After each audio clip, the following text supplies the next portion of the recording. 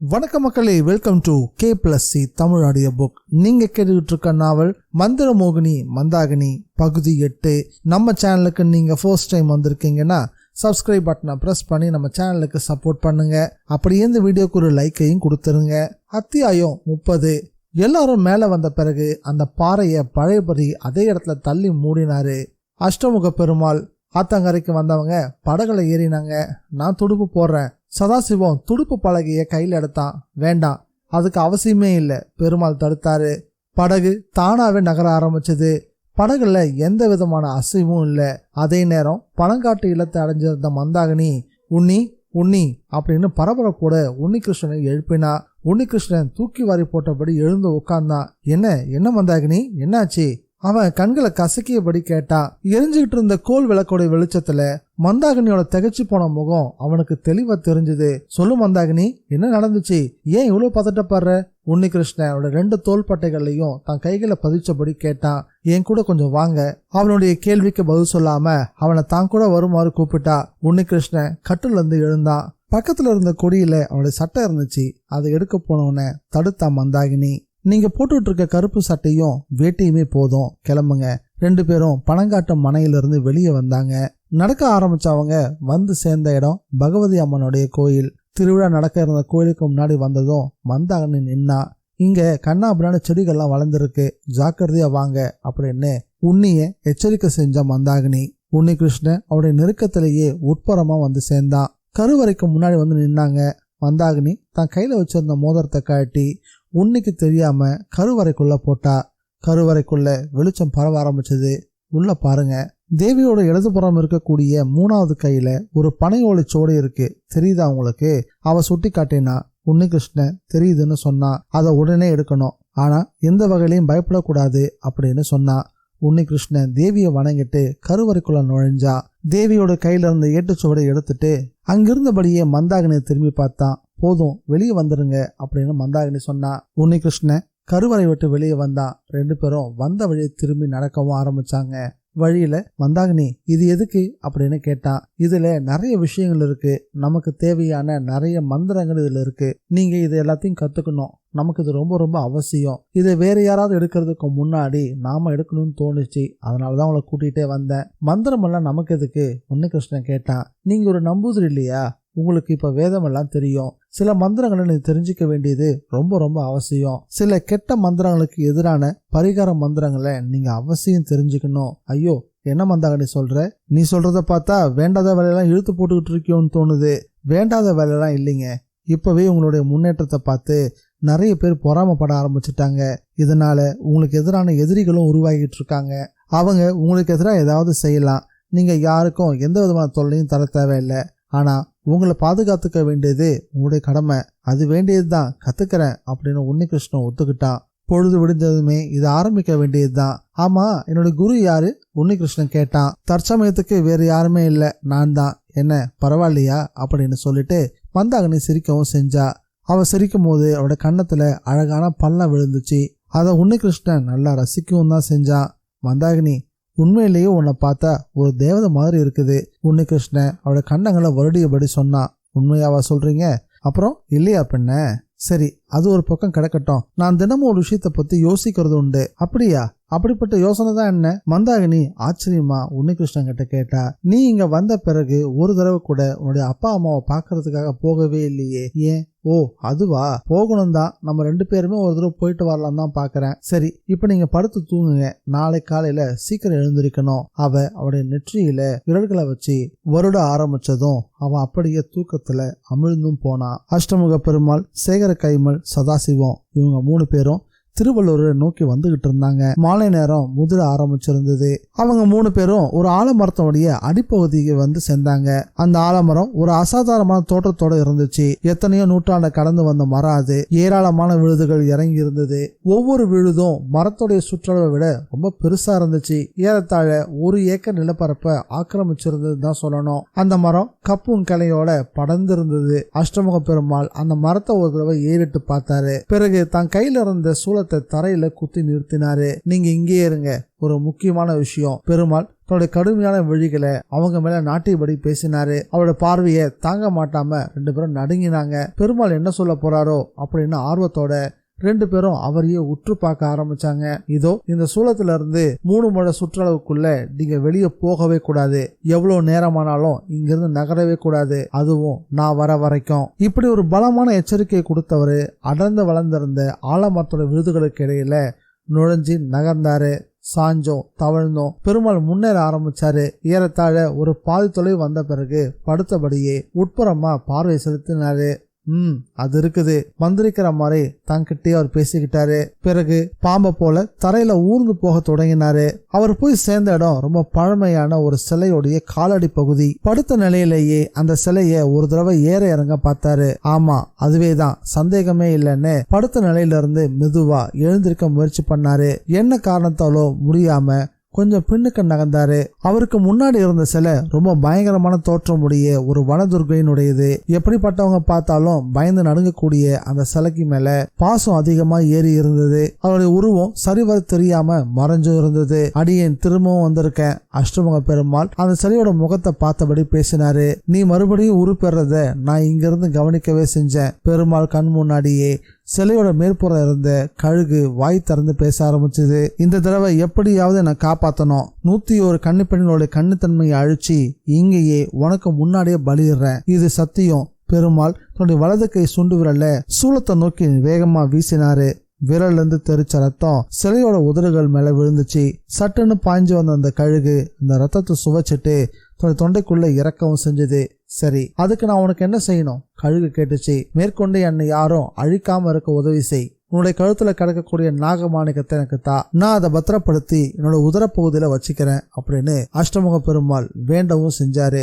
சரி, உன் விருப்பப்படியே நடக்கட்டும். கழுகு இந்த வார்த்தைகளை சொன்னதும் வனதுர்கையுடைய கழுத்துல கிடந்த நாகம் படம் எடுத்தபடி பெருமாளுடைய வலது கை மணிக்கட்டுல வேகமா வந்து குத்துச்சு. மறு வினாடியே அவருடைய கையில நாகமாணிக்கம் விழுந்து பளபளக்க ஆரம்பிச்சது. உடனே பெருமாள் அதை விழுங்கவும் செஞ்சாரு. இனிமே எந்த ஒரு சக்தியும் தன்னை எதுவும் செய்ய முடியாதுன்ற நம்பிக்கையோட அங்கிருந்து வெளியேறவும் செஞ்சாரு. வெளியே வந்தவரு கைமல் கிட்டையும் சதாசிவத்துக்கிட்டையும் சரி வாங்க போலாம் அப்படின்னு தன்னுடைய சூலாயுதத்தை உருவியபடி சொல்லவும் ஆரம்பிச்சாரு. விரைவிலேயே அவங்க 3 பேரும் திருவள்ளூரை வந்து சேர்ந்திருந்தாங்க. நான் எங்க தங்கறது? பெருமாள் கேட்டாரு. நல்ல இடம் இருக்குது, ஒரு வாரியரோட வீடு ஒண்ணு இருக்கு, அங்க யாருமே இல்ல, பகவதி கோயிலுக்கு வடக்கு திசையில இருக்கு, ரொம்ப நல்லது, ஆட்கள் யாரும் குடியில்லாத அப்படிப்பட்ட இடம் தான் எனக்கு தேவை. அஷ்டமுக பெருமாள் சொல்லியபடியே தன் தலையில இருந்த வறண்ட முடிக்கற்றைகளை கையால சிக்கெடுக்கவும் ஆரம்பிச்சாரு. பகவதி கோயிலுடைய தென்புறத்துல புதர்களும் பட்ட உறிஞ்ச காட்டு மரங்களும் சூழ்ந்துள்ள வாரியாரோட வீட்டுல இப்ப யாருமே இல்ல. அந்த வீட்டுக்கு வாரிசு இல்லாம போய் ரொம்ப நாள் ஆச்சு. அந்த வீட்டுல கடைசி வாரிசா இருந்த வாரியரோட வீட்டு பெண் ஒருத்தி என்ன விஷயம்னு புரியாம ஏதோ ஒரு காரணத்தால தற்கொலை செஞ்சுக்கிட்டு இறந்தும் போயிருந்தா. அவளுடைய உடம்பு அவ தூக்கு போட்டு இறந்து போன உரல் அறையிலேயே கிடந்து இத்தும் போச்சு. தற்சமயம் அந்த உடம்புல இருந்து எலும்பு துண்டுகள் அந்த அறையில சிதறி கிடந்துச்சு. அஷ்டமுக பெருமாளுக்கு உகந்த இடம் அதுதான் அப்படின்றது கைமலுக்கு நல்லாவே தெரியும். தகர்ந்து விழுந்திருந்த தெருவாசப்படியை தாண்டி முற்றுப்பகுதியில கால் எடுத்து வச்ச போது அந்த வீட்டோட மேற்கு புறமா இருந்த எட்டி மரம் பயங்கரமா ஒரு தடவை குலுங்குச்சு. யாரது? சாவித்திரியா? அமைதியா இருக்கிறது நல்லது, பெருமாள் மரத்தை பார்த்தபடி சொன்னாரு. சாவித்திரின்ற பேரை கேட்டதும் கைமல் ஒரு கணம் தயங்கினாரு. அந்த வீட்டோட உரல் அறையில தற்கொலை செஞ்சு இறந்து போனோட பேரும் அதேதான். கைமல் அதை பத்தி கேள்விப்பட்டிருக்காரு. பெருமாளோட கட்டளைக்கு கட்டுப்பட்ட மாதிரி எட்டி மரம் அசைவு இல்லாம நின்னுச்சு. பெருமாளோட சக்தி என்னதுன்னு அந்த ஒரு சம்பவத்தின் மூலமாவே கைமலுக்கும் சதாசிவத்துக்கும் புரிய ஆரம்பிச்சிருந்தது. ஆச்சரியம் தாங்க முடியாம சதாசிவம் மூக்கு மேலேயே விரல வச்சுட்டான். இந்த தடவை நம்ம ஜெயிக்கிறது உறுதின்னு கைமலும் மனக்கோட்டை கட்ட ஆரம்பிச்சிட்டாரு. அப்படின்னா நாங்க கிளம்பட்டோமா அப்படின்னு கைமல் கேட்டாரு. ராத்திரி நேரத்துல விடைபெற்று போகக்கூடிய வழக்கம் நல்லதுக்கு கிடையாது, போயிட்டு காலையில வாங்க அப்படின்னு பெருமாள் சொன்னாரு. எத்தனையோ வருஷங்களுக்கு முன்னாடி செத்து போன வாரியார் வீட்டு பெண்மணியோட பெயர் கூட இவருக்கு தெரிஞ்சிருக்கு. 2 பேரும் யோசனை செஞ்சபடியே அங்கிருந்து கிளம்பினாங்க. பொழுது விடுஞ்சதும் பகவதி கோயிலை சுத்தியுள்ள புதர்கள் மரங்களை வெட்ட வேலையாட்கள் வந்திருந்தாங்க. மாலை நேரத்துக்குள்ள பெரும்பாலான வேலைகள் எல்லாமே முடிஞ்சு போச்சு. அந்த செலவை எல்லாம் புவனேஸ்வர் நாயர் தான் ஏத்துக்கிட்டு இருந்தாரு. வேலைக்கு நடுவுல நாயர் ஓய்வை ஏற்படுத்திக்கிட்டு பெருமாள் கிட்ட தன்னை அறிமுகப்படுத்திக்கவும் செஞ்சாரு. முதல்லயே பெருமாளை பத்தி தெரிஞ்சிருந்தா அவரையே அணுகி இருக்கலாம். தன்னோட பிள்ளைகள்ல யாருமே பலி கொடுக்க வேண்டிய அவசியமே ஏற்பட்டிருக்காது அப்படின்னு அவர் நினைச்சுக்கிட்டாரு. எத்தனையோ வருஷங்களுக்கு பிறகு கோவில்ல திருவிழா நடக்க போகுது இல்லையா அப்படின்னு பெருமாள் கேட்டாரு.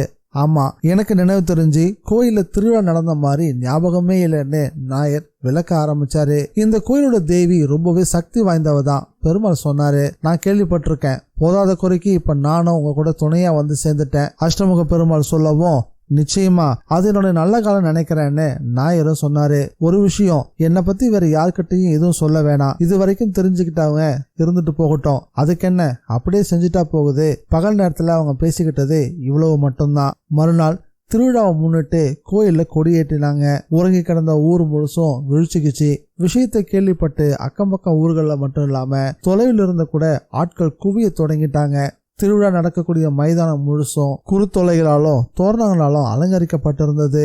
கோவிலுடைய சுற்றுப்புறமே களை கட்ட ஆரம்பிச்சிருச்சு. மாலை நேரம் தாண்டினதும் ஆகாயத்திலிருந்து நட்சத்திரங்கள் வெடிச்சு சிதற மாதிரி விளக்குகள்லாம் ஜொலிக்க ஆரம்பிச்சது. கோயிலுக்கு முன்னாடி நிறுவப்பட்டிருந்த மிகப்பெரிய கல் விளக்கு நூற்றுக்கணக்கான திரிகளால ஜெகஜோதியா ஒளிகளை சிந்த ஆரம்பிச்சிருந்தது. நாலாபுரத்துல இருந்தும் பக்தி பாடல்கள் உறக்க ஒலிக்க ஆரம்பிச்சிருந்தது. கருவறைக்குள்ள நிலவிளக்குகளுக்கு பின்னாடி தேவியோட வடிவம் தெளிவா தெரிஞ்சது. தேவியோட கண்கள்ல சக்தி கணிந்திருந்தது. அஷ்டதிக்கு பாலர்களும் அஷ்ட நாகங்களும் அஸ்வினி தேவதைகளும் தேவிக்கு முன்னாடி வணங்கி நின்னாங்க. பள்ளி வட்டியை முடிச்சிட்டு தேவி வந்தாங்க. 12 யானைகள் தேவிக்கு வரவேற்பு கொடுத்துச்சு. நிகழ்ச்சி நிரல் படி மறுநாள் சங்கீத கச்சேரி நடக்கிறதா இருந்துச்சு. கருவறைக்கு எதிர்ப்புறத்துல அதற்கான மேடை அமைக்கப்பட்டிருந்தது. மேடையில திரைசிலை மேற்புறமா உயர ஆரம்பிச்சது. ஒரு அறிவிப்பு எழுந்துச்சு. பிரபல சங்கீத சாம்ராட், சங்கீத கடலில் நீந்தி கடந்த சங்கீத சக்கரவர்த்தி ஸ்ரீ வில்லிபுத்திரார் வேதநாயகம் பாகவதர் அவர்கள். மேடைக்கு முன்புறமா ஜனங்கள் குழுமி இருந்தாங்க. பாகவதர் மேடைக்கு வந்தாரு.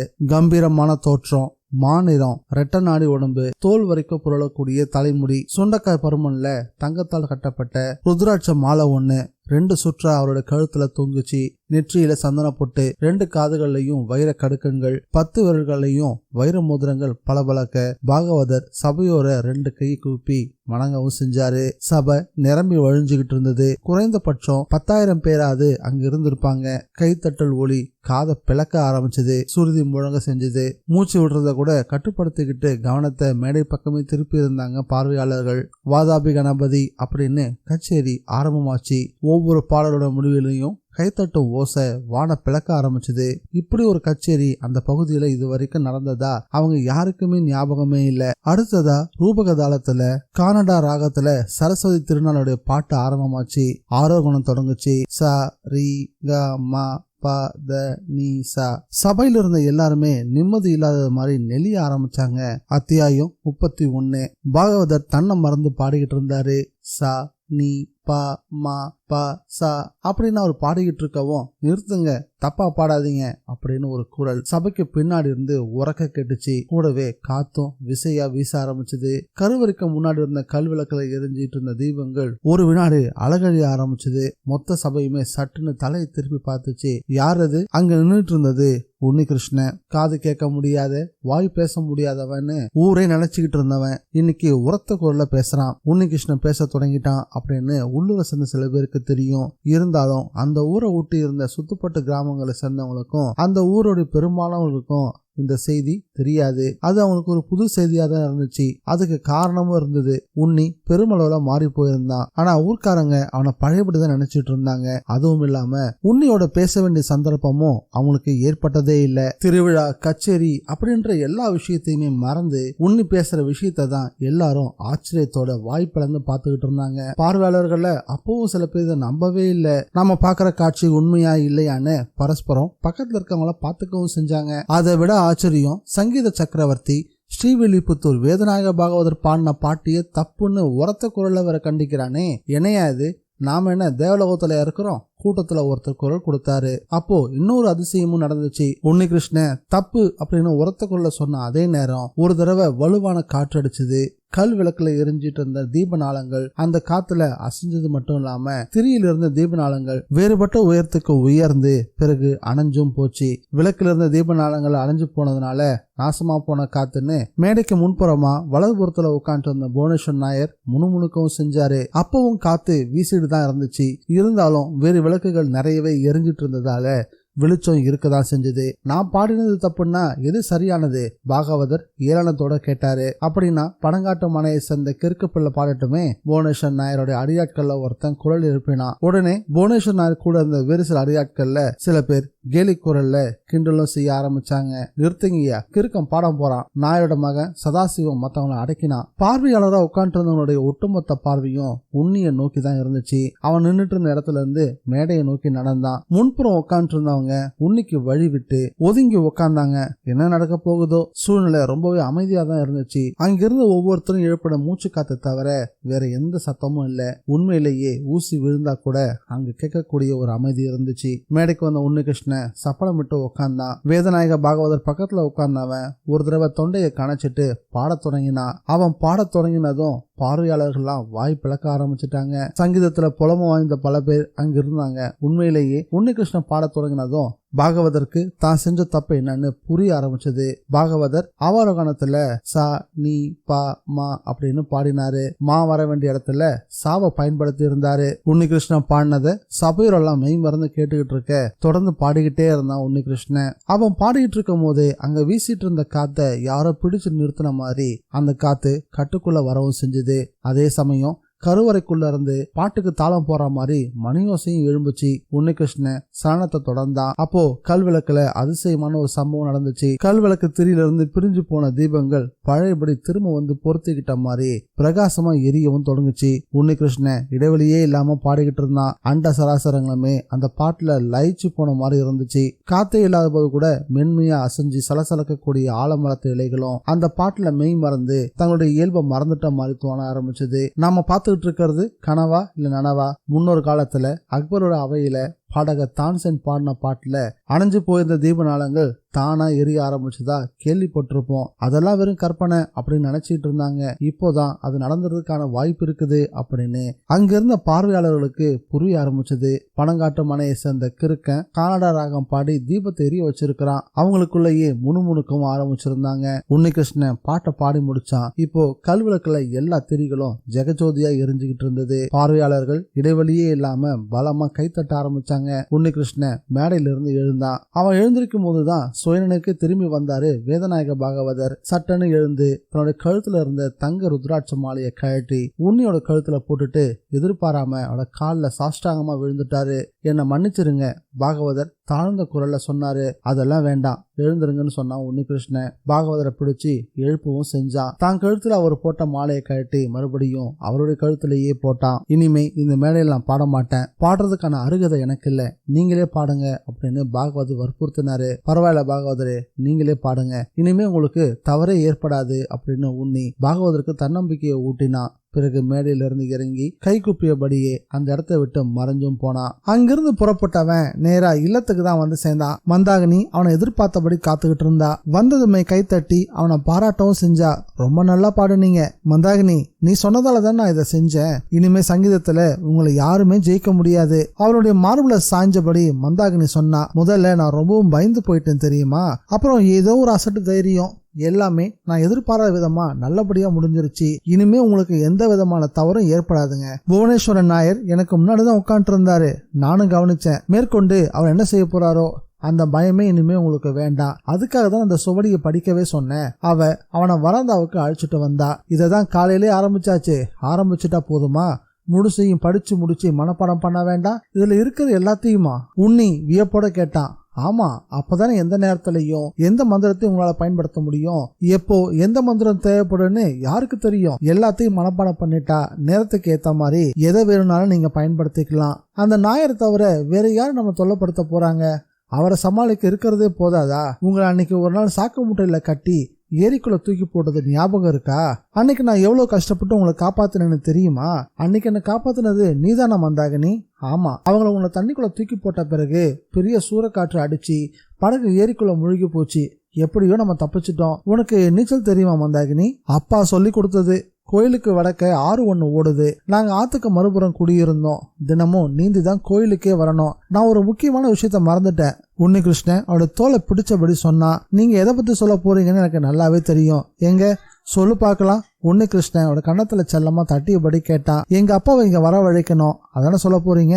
ஆமா மந்தாகினி, அதே தான் நினைச்சேன். ஆமா, நான் மனசுக்குள் நினைக்கிறது எல்லாத்தையும் உன்னால எப்படி தெளிவா சொல்ல முடியுது? மந்தாகினி தான் பக்கம் இழுத்து நெத்தியில முத்தமிட்டான். அதோ பாருங்க, அந்த பள்ளி நம்மளையே பாத்துக்கிட்டு இருக்கு.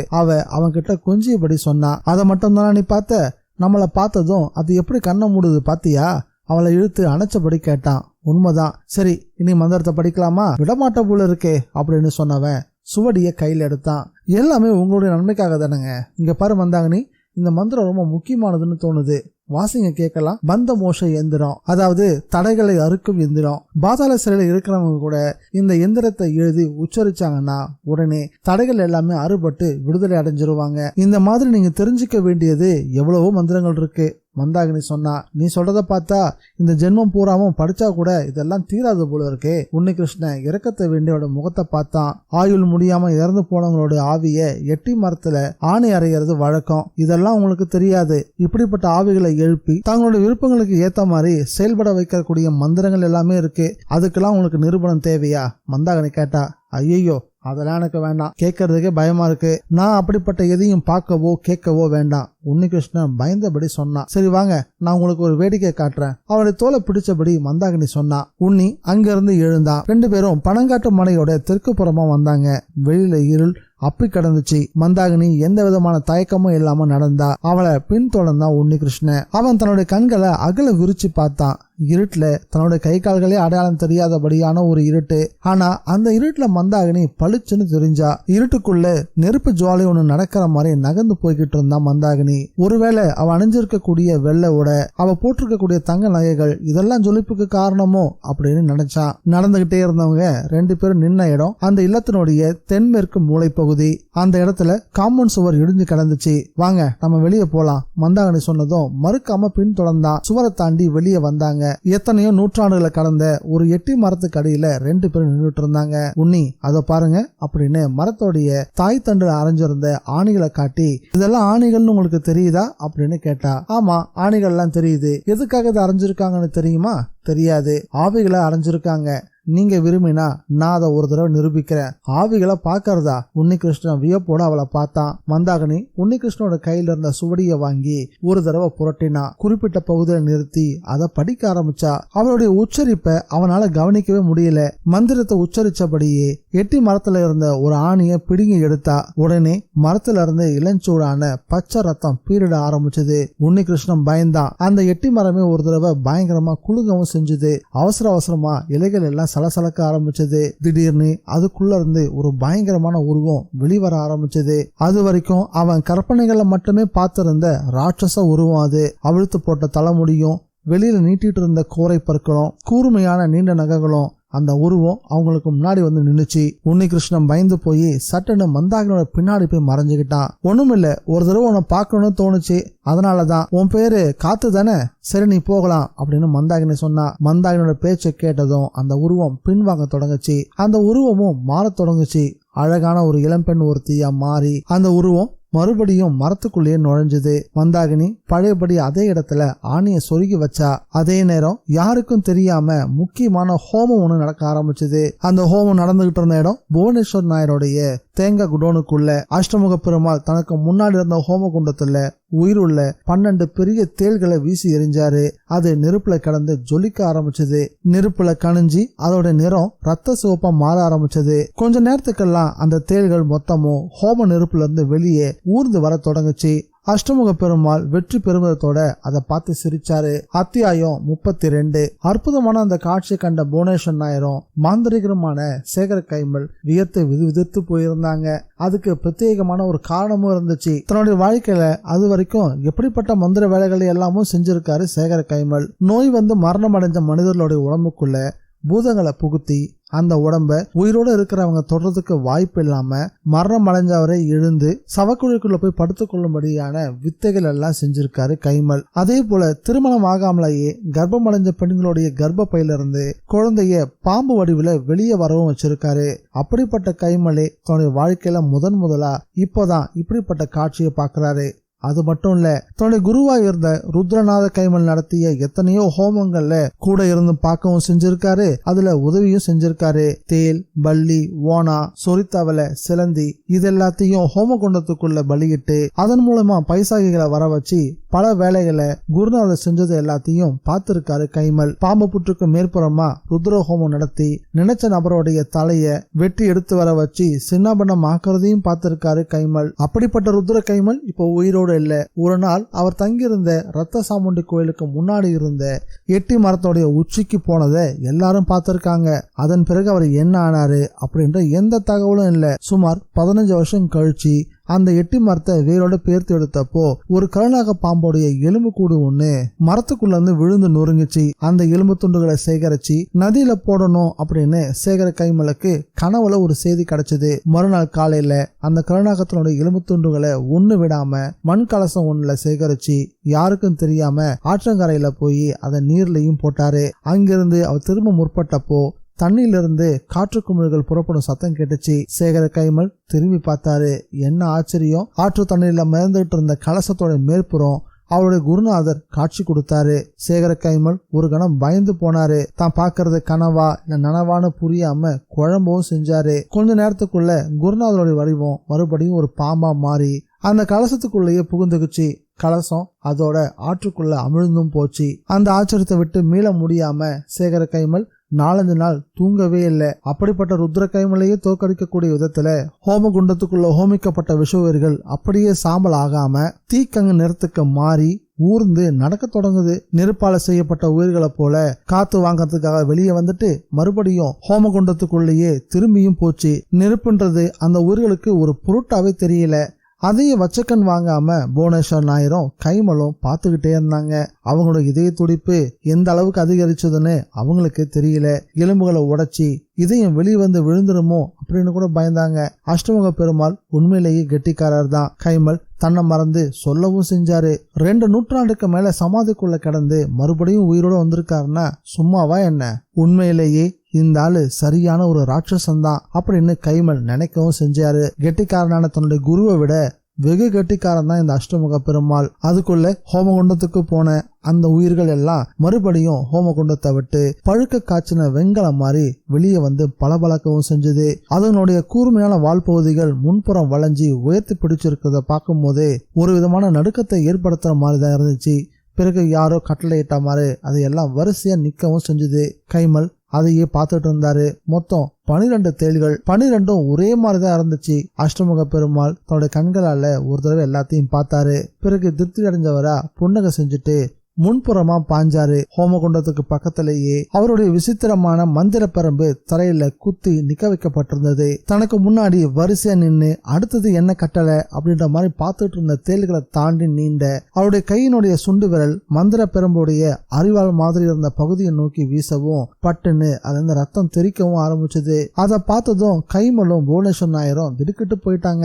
ஆனா எதுவுமே நடக்காத மாதிரி தான் கையில இருந்து சொட்டக்கூடிய ரத்தத்தை ஒவ்வொரு தேளின் மீதும் விழும்படி பிடிச்சாரு. ரத்தம் விழுந்த கணத்திலேயே ஒவ்வொரு தேளுக்கும் ரெக்கைகள் முளைக்க ஆரம்பிச்சது. ஒருவித விசில் சத்தத்தோட அது எல்லாமே மேல் நோக்கி எழும்பி வடக்கு திசை நோக்கி பறந்து போகவும் ஆரம்பிச்சது. அதுவும் படு விரைவா. கோவில்ல அப்பதான் பள்ளி வேட்டை நடந்து முடிஞ்சிருந்தது. 12 யானைகளும் கோவிலுடைய வடக்கு திசையில மைதானத்துல வரிசை நிறுத்தப்பட்டிருந்தது. அதுங்களுக்கு போடப்பட்டிருந்த தென்னை மட்டைகளை சுவைச்சுக்கிட்டு இருந்தது. பள்ளி வேட்டையோட சேர்ந்து கதகளி நாட்டியமும் நடந்துகிட்டு இருந்ததால திருவிழாவுக்கு வந்தவங்க யாரும் கலையாம இருந்தாங்க. யானைகள் வரிசை நின்றுட்டு இருந்தாலும் அதோடைய முன்னங்கால்களுக்கு குறுக்கா சங்கிலி போட்டு பிணைச்சிருந்தாங்க. யானை பாகர்கள் அவங்க கையில இருந்த அங்குசத்தை யானைகளோட பின்கல்ல சாட்சி வச்சிருந்தாங்க. ரொம்ப பணிவோட தன்னுடைய மாவுத்திரர்களுக்கு அடங்கியவனா பின்புற காலில் படக்கூடிய அங்குசத்தை அசைய கூட விடாம யானைகள் சோகைகளை சுவைச்சுக்கிட்டு இருந்தது. எங்கிருந்தோ பறந்து வந்த 12 ஒளிப்புள்ளிகள் யானைகள் மேல உட்கார்ந்துச்சு. அடுத்த வினாடி 12 யானைகளும் ஒரே சமயத்துல தும்பிக்கைகளை உயர்த்தி உரத்த குரல்ல பிளிரவும் தொடங்குச்சு. பயங்கரமான அதோட குரலை கேட்டு கதகளி அரங்கத்துல வேடிக்கை பார்த்துட்டு இருந்தவங்களும் நாட்டியம் ஆடிட்டு இருந்தவங்களும் பீதியோட திரும்பி பார்த்தாங்க. யானைகளுக்கு என்னாச்சு? சட்டுன்னு அதோட கால்கள்லாம் அசையவும் செஞ்சுது. சங்கிலிகள் உடைப்பட்டுச்சு. அந்த சத்தம் ரொம்ப துல்லியமா எல்லாருக்குமே கேட்டுச்சு. என்னமும் நடந்திருக்கு. ஒவ்வொருத்தரும் பக்கத்துல இருக்கவங்கள பார்த்து முணுமுணுக்கவும் செஞ்சாங்க. பார்வையாளர்கள் சட்டுன்னு எழுந்து நாலாபுறமும் சிதறி ஓட தொடங்கினாங்க. அதுக்குள்ள யானைகள் அங்கிருந்து இடம்பெற தொடங்கிருச்சு. உடைந்த சங்கிலிகளையும் இழுத்துக்கிட்டு 12 யானைகளும் முன்னோக்கி நகர ஆரம்பிச்சிருந்தது. பகவதி கோயிலுடைய முன்புறத்தை அடைஞ்சப்போ ஏதோ கண்ணுக்கு தெரியாத ஒரு சக்தியோட எதிர்ப்புக்கு அடிபடைஞ்ச மாதிரி சட்டு நின்று கிழக்கு புறமா திரும்பி கருவறையோட பின்புறத்தை நோக்கி தெற்கு புறமா விரையவும் தொடங்குச்சு. அதுக்குள்ள செய்தி காட்டுத்தீ மாதிரி பரவிருச்சு. உன்னிகிருஷ்ணனும் மந்தாகினியும் தூங்காம வராந்தால உட்காந்து பேசிட்டு இருந்தாங்க. உன்னிகிருஷ்ணனுக்கு தூக்கம் வந்த போதும் மந்தாகினி அவனை தூங்க விடாம இழுத்து வச்சு பேசிட்டு இருந்தா. இனிமே நீங்க பழையபடி தூங்கிட்டு இருக்க கூடாது, முதல்ல அந்த மந்திர சுவடியை படிச்சு மனப்பாடம் செய்யுங்கன்னு மந்தாகினி வற்புறுத்தினா. இந்த ராத்திரியில தூங்காம படிக்கிறதா உன்னி கேட்டான். கோயில்ல இப்ப கதகளி பாட்டு நடந்துகிட்டு இருக்கு. ஊரார் ஒட்டுமொத்தமும் கண் விழிச்சுக்கிட்டு இருக்காங்க. நாம மட்டும் தூங்கலாமா? மந்தாகினி உன்னிய விழிச்சிருக்கிறதுக்காக உற்சாகப்படுத்தினா. இப்போ எந்த சத்தத்தையுமே காணுமே. உன்னி காதை கூர்மையாக்கிக்கிட்டு கேட்டான். மந்தாகினியும் காதை கூர்மையாக்கிக்கிட்டு கவனிச்சா. உண்மைதான், ஆனா வேற என்னமோ சத்தம் எல்லாம் கேக்குது அப்படின்னு உன்னி சொன்னா. ஆமா, ஆட்கள்லாம் அலறிட்டு ஓடுற மாதிரில கேக்குது. அதே நேரம் பனங்காட்டிலத்துக்கு முன்பா யாரெல்லாமோ ஓடக்கூடிய சத்தமும் கேட்டுச்சு. என்னங்க விஷயம் அப்படின்னு கேட்டபடி உன்னிகிருஷ்ணன் ஓலைச்சுவடியை கீழே வச்சுட்டு எழுந்திருக்க முயற்சி பண்ணா. எழுந்திருக்காதீங்க, அப்படியே உட்காருங்க, என்ன நடக்குதுன்னு தெரிஞ்சுக்கலாமே. உன்னைய அப்படியே உட்கார வச்சுட்டு மந்தாகினி எழுந்தா. ஓரிரு வினாடிகள்ல நின்னபடியே கவனிச்சா. தெற்கு வாசப்படியை நோக்கி மெதுவா நடக்கவும் தொடங்கினா. அப்போ ஆட்கள் திபுதிபுன்னு ஓடி வந்துகிட்டு இருந்தாங்க. என்ன நடந்துச்சு, எதுக்காக இப்படி ஓடி வரீங்க? மந்தாகினி அவங்கள பார்த்து கேட்டா. யானைகளுக்கெல்லாம் மதம் பிடிச்சிருச்சு, ஓடிக்கிட்டு இருக்காரு ஒருத்தர் ஓடியபடியே பதில் சொன்னாரு. ஒரு யானைக்கு இல்ல, யானைகளுக்கு. மந்தாகினி தனக்கு தானே பேசிக்கிற மாதிரி சொல்லிக்கிட்டா. பிறகு என்ன நினைச்சாலோ மறுபடியும் உன்னிக்கிட்ட வந்து நின்னா. என்னவா மந்தாகினி? கோவில் யானைக்கு மதம் பிடிச்சிருக்கான். குழப்பம் பண்றதுக்குன்னு ஊருக்குள்ள 4 பேர் இருக்க மாட்டாங்களா? அப்படி யாராவது வேடிக்கை காட்டியிருப்பாங்க. மந்தாகினி சொன்னா. எதுக்காக அப்படி செய்யணும்? நீங்க பாட்டு பாடினது அவங்களுக்கு பிடிக்காம போயிருக்கலாம், அதனால யானையை கிளப்பி விட்டுருக்கலாம். அப்படி பார்த்தா அதை உடனேல செஞ்சிருக்கணும், அப்போ முடியாம போயிருக்கோம். யானை இந்த பக்கம் வருமா என்ன? உன்னிகிருஷ்ணன் பயத்தோட கேட்டான். வந்தா வரட்டமே, அப்ப பாத்துக்கலாம். மந்தாகினி பயமே இல்லாதவளா பேசினா. என்ன மந்தாகினி பைத்திய மாதிரி பேசுற? இங்க வந்துட்டா இந்த மனையை இடிச்சு தரமட்டமாக்கிடாதா? உன்னிகிருஷ்ணன் வீட்டுக்குள் நுழைய முயற்சி பண்ணா. ஹோமகுண்டத்துல இருந்து தேள்கள்லாம் வெளியேறி பறந்து போன உடனேயே கைமலும் நாயரும் அங்கிருந்து எழுந்தாங்க. தேள்களால ஏற்படக்கூடிய விளைவுகளை கண்ணார பார்க்க வேணாம் அப்படின்னு அவங்க விரும்பினதுதான் அதுக்கான காரணம். சாமி, நான் ஒரு விஷயம் கேட்கலாமா? நாயர் கேட்டாரு. கேளுங்க, பெருமாள் கோபத்தோட சொன்னாரு. இந்த யானைகள் வேறு யாரையும் எது செஞ்சிருமா என்ன? பயந்தபடிதான் கேட்டாரு. அவருடைய பயத்துக்கு காரணமும் இருந்துச்சு. நாயர் தானே 12 யானைகளோட செலவு பொறுப்பையும் ஏத்துக்கிட்டாரு. அதனால ஊர் மத்தியில அவருக்கு ஏதாவது கெட்ட பேர் வந்துருமோ அப்படின்னு பயந்தாரு. யானைகளால பொதுமக்களுக்கு ஏதாவது ஆபத்து ஏற்பட்டா அந்த பழியும் தாமேல வந்து விழுந்துருமோ அப்படின்னு பயந்தாரு. ஊர்க்காரங்க மட்டும் இல்ல, வெளியூர்காரங்களும் ஏராளமான பெரிய மனுஷங்களும் திருவிழாவுக்கு வந்திருந்தாங்க. எல்லாத்துக்குமே சீக்கிரமா உன்னிகிருஷ்ணன் வர அன்னைக்கு பாட்டு பாடி விளக்கேற்றி இருந்தான். அந்த திருவிழாவுக்கு வந்திருந்தவங்க எல்லாருமே அதையும் பார்த்தாங்க. மேற்கொண்டு அப்படிப்பட்ட அதிசயங்கள் நடக்கிறதுக்கு வாய்ப்பு இருப்பதாகவும் எதிர்பார்க்கவும் செய்வாங்க. இப்படிப்பட்ட சமயத்துலதான் யானைகள் சங்கிலிகளை அறுத்துக்கிட்டு ஓட தொடங்கி இருந்தது. யானைகள் வேறு யாரையும் தொல்லப்படுத்தாது, பெருமாள் உறுதி அளிச்சாரு. பிறகு சேகர கைமலும் புவனேஸ்வர் நாயரும் மெதுவா அங்கிருந்து நகர்ந்தாங்க. நாயரோட கேள்வியில இன்னொரு உள்ளார்த்தமும் இருந்துச்சு. அதையும் தீர்த்து வச்சது பெருமாளுடைய பதில். ஒருவேளை யானைகள் தங்களை ஏதாவது செஞ்சிருமோ அப்படின்னு நாயர் பயந்தாரு. கைமலும் நாயரும் விரைஞ்சு கோயில் மைதானத்துக்கு வந்து சேர்ந்தாங்க. அங்க வந்தப்போ ஒட்டுமொத்த இடமும் உருகுலைஞ்சு போயிருந்தது. அதை பார்த்ததும் நாயர் முதல்ல வருத்தப்பட்டாலும் பிறகு சந்தோஷம் அடையவே செஞ்சாரு. இது எல்லாத்தையும் நாளைக்குள்ள சீர் செஞ்சிடலாம், அதுக்குள்ள தன்னோட எதிராளிகள் ஒட்டுமொத்தமா தொலைஞ்சு போயிருப்பாங்க அப்படின்ற எண்ணம் நாயருக்குள்ள உதயமாக ஆரம்பிச்சிருந்தது. கோவில் பூசாரி பயந்து நடுங்கபடியே கருவறை வாசல் நின்றுட்டு இருந்தாரு. என்ன நடந்துச்சு திருமேனி? நாயர் கேட்டாரு. யானைகள்லாம் சங்கிலி அறுத்துக்கிட்டு தெற்கு பக்கமா பாஞ்சு ஓடி இருக்கு. திருமேனி பதட்டத்தோட சொன்னாரு. அப்படின்னா வாங்க நேரடியா போய் பார்த்துடலாம், கைமல் அழைச்சாரு. அதுக்குள்ள 12 யானைகளும் பனங்காட்டு மலையோட வாசல் நெருங்கிட்டு இருந்தது. அத்தியாயம் 33. தெருவாசப்படியில சங்கிலிகள் குடுங்கக்கூடிய சத்தம் கேட்டதும் உன்னிகிருஷ்ணன் படிக்கதை நிறுத்திட்டு அந்த பக்கமா பார்த்தான். வெளிப்புறம் இருந்து இயற்கை வெளிச்சத்துல யானைகளுடைய முகப்படாமங்களுடைய பித்தளை குமிழ்கள் தெளிவா தெரிஞ்சது. அங்க பாத்தியா? உன்னிகிருஷ்ணன் சொன்னா. ஓ, யானைகளா? 12 யானைகள் தானே? மந்தாகினி எழுந்தா. வராண்டாவில இருந்து முற்றத்துல கால் எடுத்து வச்சா. அதுக்குள்ள 12 யானைகளும் தும்பிக்கையை உயர்த்திட்டு முன்னங்கால்களால மனையோட வெளிப்புற சுவரை இடிக்க முற்பட்டுச்சு. சட்டுன்னு தெற்கு வாசப்படிக்கு வந்தா மந்தாகினி. வலது கையை உயர்த்தி நிறுத்துங்க அப்படின்னு அதட்டினா. குழந்தைங்களா என்ன செய்றீங்க அப்படின்னு கேட்கவும் செஞ்சா. அவருடைய வாயிலிருந்த வார்த்தைகள் வெளிவந்த வினாடியில யானைகள் நின்ன நிலையிலேயே அசைவற்று போயிருச்சு. 12 யானைகளும் பின்னங்கால்களை மட்டுமே தரையில ஊன்றி நின்றுட்டு இருந்தது. சங்கிலி விளக்கை எடுத்துக்கிட்டு உன்னிகிருஷ்ணன் மந்தாகினி நெருங்கினா. அவளுக்கு ஏதாவது ஆபத்து ஏற்படுமோ அப்படின்ற பயத்தால தான் ஓடி வந்தான். ஆனா அங்க அவன் பார்த்த காட்சி ஒரு அற்புதமான காட்சி. உன்னி தன்னுடைய வாழ்க்கையில் இது வரைக்கும் இப்படிப்பட்ட சந்தர்ப்பத்தை சந்திச்சதே கிடையாது. மந்தாகினி என்ன இதெல்லாம் அப்படின்னு ஆச்சரியத்தோட கேட்டான். அதிசயமா இருக்குது இல்லையா? மந்தாகி உன்னிகிருஷ்ணன் கிட்ட கேட்டா. அவளுடைய தைரியமும் பயமில்லாத தோரணையும் அவனை மேலும் வியப்புக்கு உள்ளாக்குச்சு. உனக்கு பயமே இல்லையா? எதுக்கு பயப்படணும்? இந்த யானைகள்லாம் ஒரு காலத்துல இந்த மனையை சேர்ந்ததா கூட இருந்திருக்கலாம். பழைய ஜென்ம வாசனையாலே என்னவோ யானைக உங்களை பாக்குறதுக்காக கூட வந்திருக்கலாம் இல்லையா? மந்தாகினி குறும்பா சிரிச்சபடி சொன்னா. உன்னிக்கு ஒண்ணுமே புரியல. குழந்தை ஒண்ணு வேடிக்கை பார்த்துட்டு இருக்க மாதிரி மிரள பார்த்தபடி நின்னா. என்னங்க? மந்தாகினி கூப்பிட்டா. என்ன? ரொம்ப நாளைக்கு முன்னாடி இந்த இல்லத்தை சேர்ந்த தம்புரான்கள் யானை மேல அமர்ந்து திருவிழாவுக்கு போவாங்க அப்படின்னு என் அப்பா சொல்லி நான் கேள்விப்பட்டிருக்கேன். அவ யானைகளுக்கு நேரா உன்னிக்கு தெரியாம கையை வீசியபடி பேசினா. அது வரைக்கும் பின்னங்கால்களால் நின்றுட்டு இருந்த யானைகள் முன்னங்கால்களை கீழே இறக்கி வசதை நின்னுகிட்டு அவளை நோக்கி தும்பிக்கையை விசிறுவது மாதிரி தெரிஞ்சது. உன்னிக்கு விஷயம் புரியல. இருக்கலாம், நான் இது வரைக்கும் யானை மேல ஏறி உட்கார்ந்ததே இல்லையே வெக்கத்தோட சொன்னா. இப்ப ஏறி உட்காருங்க அவ சொன்னா. இல்ல யாராவது பார்த்தா என்ன நினைப்பாங்க?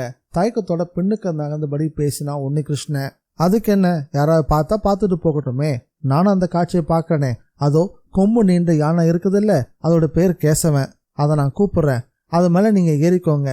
மந்தாகினி திருவாசப்படையிலிருந்து கொஞ்சம் விலகி நின்று கைய சைகை காட்டினா. அந்த யானையும் மெதுவா தலையாட்டியபடி அவளை நெருங்கி வந்துச்சு. அதை பார்த்ததுமே உன்னிகிருஷ்ணன் ஆச்சரியப்பட்டு போனா. நீ சொல்றது ஒரு குழந்தை மாதிரியே கேக்குது. இதெல்லாம் நீ எங்கிருந்து கத்துக்கிட்ட மந்தாகினி? உன்னிகிருஷ்ணன் கேட்டான். எல்லாமே அப்பா கத்து கொடுத்தாரு. அவருக்கு நிறைய விஷயங்கள் தெரியும். கேசவா, இவரை உன்னோட முதுகுல ஏத்திக்கோ. உடனே யானையும் தன்னுடைய முன்னங்கால்களை மடக்கி முன்புறமா தாழ்ந்துச்சு. மேலே உட்காருங்க மந்தாகினி வற்புறுத்தினா. வேண்டாம் மந்தாகினி, இப்படி சொன்னா எப்படிங்க? என் மேல உங்களுக்கு உண்மையாவே அன்பு இருக்குதுன்னா நான் சொல்றதை செய்யுங்க. மந்தாகினி இப்படி ஒரு வார்த்தையை சொன்ன பிறகு உன்னியால அதை தட்டவே முடியல. தான் கையில இருந்த சங்கிலி விளக்க மந்தாகினி கிட்ட கொடுத்துட்டு யானையை நெருங்கினா. யானை அப்போதும் குனிந்த நிலையிலேயே அவனுக்காக காத்துக்கிட்டு இருந்துச்சு. யானையோட கழுத்துல கிடந்த கயிற்றை பிடிச்சுக்கிட்டு உன்னி மேலேற முயற்சி பண்ணப்போ யானை தும்பிக்கையால அவனுக்கு உதவியும் செஞ்சுது. யானையோட முதுகுல ஏறி உட்கார்ந்தான். சரி, கோயில 3 தடவை வலம் வந்து இங்க திரும்பி வாங்க மந்தாகினி யானை கிட்ட சொன்னா. திரும்பி வரும்போது கேசவ மட்டும் வந்தா போதும், அவரை பத்திரமா பாத்துக்கங்க. அவளுடைய குரல் ரகசியம் பேசுற மாதிரி ஒலிக்கவும் செஞ்சது. கோயிலோட மைதானத்துல ஒரே கலைபரமா இருந்துச்சு. ஆனா யாருக்கும் எதுவுமே புரியல. ஒரு சிலர் மைதானத்தை விட்டு வெளியேறாம அங்கேயே காத்துட்டு இருந்தாங்க. மைதானத்துக்கு வெளியே வெளிச்சம் குறைவா இருந்துச்சு. நிலவோட வெளிச்சத்தை மேகங்கள் சூழ்ந்து மறைச்சிக்கிட்டு இருந்தது. யானைகள் மைதானத்தை விட்டு வெளியேறிட்டதால மைதானத்துல மீதம் இருந்தவங்களும் கதகளி நாட்டியக்காரங்களும் ஒரு விதமான குழப்பத்தோட தங்களுடைய இடத்துல நின்றுட்டு இருந்தாங்க. வேகமா புறப்பட்டு போன யானைகள் எப்ப வேணும்னா திரும்பி வரலாம். இருட்டுல கண்ணு மண்ணு தெரியாம ஓடினவங்க கூட அபாயம் கடந்து விட்டதை தெரிஞ்சுக்கிட்ட பிறகு அங்கங்க நின்று மூச்சு வாங்கிட்டு இருந்தாங்க. அவங்கெல்லாம் எந்த இடத்துல இருக்காங்க அப்படின்றத நிதானிக்க முயற்சி பண்ணிட்டு இருந்தாங்க. மைதானத்துல வெளிச்சம் தெரிஞ்சதாலையும் எந்த விதமான சத்தமும் எழாததாலையும் மறுபடியும் கோயிலை நோக்கி அவங்க எல்லாம் வரவும் ஆரம்பிச்சாங்க. அப்போ கோவில் மைதானத்துல மறுபடியும் சங்கிலிகளோட சத்தம் தெளிவா கேட்கவும் எல்லாரோட பார்வையும் அந்த பக்கம் திரும்பிச்சு. ஒருத்தர் அதை பார்த்துட்டு சத்தமா சொன்னாரு, அதோ பாருங்க யானை வருது, ஆனா நிதானமா தான் நடந்து வருது. வேடிக்கை பார்த்துட்டு இருந்தவரு சொல்லவும் ஆரம்பிச்சாரு. அங்கிருந்த எல்லாருமே அவங்களோட கண்களை கசக்கிக்கிட்டு உன்னிப்பா கவனிக்கவும் ஆரம்பிச்சாங்க. அங்கிருந்த விளக்கு வெளிச்சத்துல யானைக்கு மேல உன்னிகிருஷ்ணன் உட்காந்துட்டு இருக்கிறது தெளிவா தெரிஞ்சுது. ஏற்கனவே சங்கீதம் பாடி அதிசயத்தை ஏற்படுத்தி இருந்தான் உன்னிகிருஷ்ணன். பணங்காட்டு மனைக்காரர் உன்னி அதோ யானை மேல உட்காந்துட்டு இருக்காரு. யாரோ ஒருத்தர் உரத்த குரல்ல சொன்னாரு. கேசவன்ற யானையை தொடர்ந்து மற்ற யானைகளும் வர ஆரம்பிச்சது.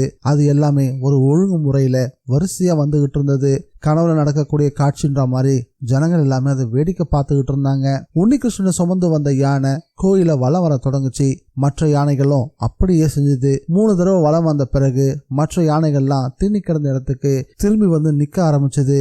கேசவ மட்டும் உன்னிய சுமந்துகிட்டு மறுபடியும் பணங்காட்டும் மனையை நோக்கி திரும்பிச்சு. உன்னி சாதாரணமான ஆளில்னு தெளிவா தெரியுதுப்பா. ஊர்க்காரர் ஒருத்தர் வாய் விட்டு சத்தமா சொல்லவும் செஞ்சாரு. அதெல்லாம் சமீப காலமா தான், அது வரைக்கும் காது கேட்காம வாய் பேச முடியாத கிறுக்கனா தான் இருந்தாரு அப்படின்னு இன்னொருத்தர் பதில் சொன்னாரு. சிலரோட ஜாதகம் அப்படிதான், தசாபுத்தி மட்டும் மாறிடுச்சுன்னா மேல மேல போய்கிட்டே இருப்பாங்கன்னு இன்னொருத்தர் அதுக்கு பதிலும் சொன்னாரு. சாத்துக்குட்டி, உனக்கு ஒரு விஷயம் தெரியுமா? நம்ம உன்னி கூட யாரோ ஒரு பொண்ணு புதுசா வந்து சேர்ந்திருக்கிறா.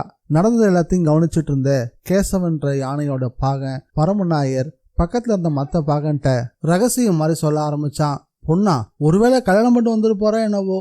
இன்னொரு பாகன் அவங்களுக்கு இடையில புகுந்து பேசினா. அப்படியெல்லாம் இல்லைன்னு பேசிக்கிறாங்க. பொண்ணும் லேசுப்பட்டவன் இல்லைன்னு தெரியுது. மறுபடியும் பரமநாயர் தாழ்ந்த குரல்ல சொன்னாரு.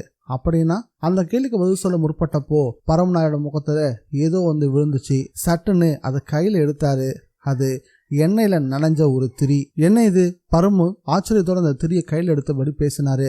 விளக்கு திரிதான், ஆகாயத்துல இருந்து வந்து விழுந்துச்சு. பரமு தான் முகத்துல படிஞ்சிருந்த எண்ணெய் பசையை தொடச்சபடி பேசினாரு. தான் பேசியதுல ஏதோ ஒரு விபரீதம் இருக்குது அப்படின்றது அவருக்கு பிடிபடவும் ஆரம்பிச்சது. உன்னியோட வீட்டுல இருந்த பொண்ணை பத்தி தானே பேசிட்டு இருந்தோம், அப்பதானே நடந்துச்சு.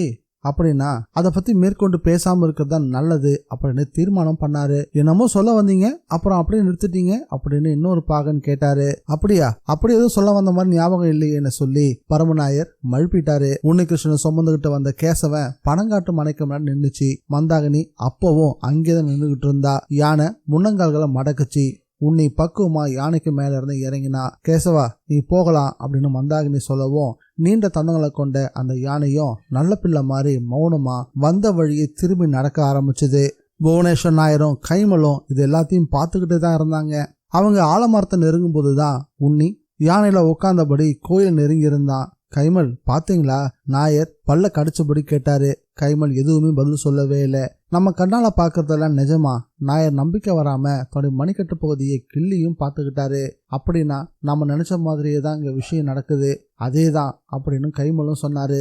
அவ சாதாரணமானவளே இல்லை. யாரு? உன்னி கூட இருக்கிறவ தானே, அவளே தான். இருக்கட்டுமே, நம்ம பெருமாள் அவளை விட எவ்வளவு பெரிய கெட்டிக்காரர் தெரியுமா உங்களுக்கு? அதுவும் உண்மைதான். அப்புறம் எப்படி இந்த மாதிரிலாம் நடக்குது? அதுதான் எனக்கும் புரியல. இதுல வேற என்ன சூட்சமா இருக்கு? கைமல் தலையில கைய வச்சபடியே பேசினாரு. எவ்வளவு யோசிச்சு பார்த்தாலும் கைமலுக்கு ஒண்ணுமே புரியல. ஹோம் அக்கனியில கனிஞ்ச கங்குகளுக்கு மத்தியில விழுந்த பிறகும் புதிதா உயிர் பெற்று வந்துச்சு அந்த தேள்கள். எப்படிப்பட்டவங்க பார்த்தாலும் வியப்படைகிற காட்சி அது. இப்போ கைமல மூளைக்குள்ள ஒரு குறுகுறுப்பை ஏற்படுத்த செஞ்சது. யோசிக்கவே முடியலையே. கைமல் நடந்ததை மறுபடியும் நினைவுல கொண்டு வந்து பார்த்தாரு. அஷ்டமுக பெருமாள் தன்னுடைய சுண்டு விரலை காயப்படுத்தி ரத்த துளிகளை சொட்டியதும் தேர்களுக்கெல்லாம் ரெக்கம் முளைச்சு பறந்துச்சு. இது எல்லாமே துர்மந்திரவாத வகையை சேர்ந்ததுதான். உண்மையை சொல்லணும்னா இப்படிப்பட்ட வேலைகளை செய்யக்கூடிய மந்திரவாதிகள் வேற யாருமே இல்லைன்னு தான் சொல்லணும். அப்படி பார்த்தா அஷ்டமுக பெருமாள் கூட உயிரோடு இருக்கக்கூடிய ஒருத்தர் கிடையாது. எந்த காலத்திலேயே இறந்து போனவரு. அப்படிப்பட்டவருக்கும் தோல்வியா? உண்மையில இங்க என்னதான் நடக்குது? அஷ்டமுக பெருமாள் தன்னுடைய இருப்பிடத்துல தயாராகிட்டு இருந்த ஹோமகுண்டத்துக்கு முன்னாடி உட்காந்து இடைவெளியே இல்லாம மந்திரங்களை ஜெபிச்சுக்கிட்டு இருந்தாரு. துர்தேவதைகளை மனசுக்குள்ள இருத்தி அவற்றோட சிலை வடிவங்களை ஹோமகுண்டத்துல மறுபடியும் ஆவாகனம் செஞ்சுக்கிட்டு இருந்தாரு. திடீர்னு ஹோமகுண்டத்துல எரிஞ்சுக்கிட்டு இருந்த நெருப்பு ஜுவாலையோட நிறம் மாற தொடங்குச்சு. நெருப்பு கங்குகள்லாம் மங்க தொடங்குச்சு. என்ன இது அப்படின்னு அஷ்டமுக பெருமாள் சிவந்த கண்களோட அதிர்ச்சியோட பார்த்தாரு. விழிகளை ஒட்டியிருந்த நரம்பு பகுதிகளில் ரத்த ஓட்டம் அதிகரிச்சிருந்தது. அதனால மேலும் அவருடைய கண்கள் ரத்த சிவப்பா மாறிக்கிட்டு இருந்தது. ஏதோ விபரீதம் நடக்க போகுதுன்னு அவருக்கு தோண ஆரம்பிச்சது. தீக்கங்குகள் இப்ப முற்றிலும் வெறும் கறிக்கட்டையா மாறி போச்சு. ஹோமகுண்டத்துல நெருப்பு சுத்தமா அணைய போறத அவர் உணர ஆரம்பிச்சாரு. உடனே அடுப்பு ஊதும் குழையை எடுத்து ஹோமகுண்டத்துக்குள்ள ஊத ஆரம்பிச்சாரு. அப்போ சின்னஞ்சிறிய கங்குகள் கொஞ்சம் பளபளக்க செஞ்சது. ஹோமப்பொடிய தூவினதும் நெருப்பு துணுக்குகள் மேல்புறமா உயர ஆரம்பிச்சது. நல்லா உலர்ந்து போயிருந்த மரத்துண்டுகளை நெய்யில மூக்கி அக்னி மந்திரத்தை ஜபிச்ச போது அந்த மரக்கட்டைகள் கொழுந்து விட்டு எரிய தொடங்குச்சு. அதை கையாலேயே ஹோமகுண்டத்துக்குள்ள எரியவும் செஞ்சாரு. ஆனா எரிஞ்சுக்கிட்டு இருந்த மரத்துண்டுகள் ஹோமகுண்டத்துக்குள்ள போய் விழுந்ததும் அணைஞ்சு போச்சு. ஓஹோ, சவாலுக்கு இதுவும் ஒரு வழியா? பெருமாள் யார்கிட்டயோ அப்படின்னு இல்லாம பொறும ஆரம்பிச்சாரு. அப்போ இன்னொரு காட்சியும் தென்பட்டுச்சு.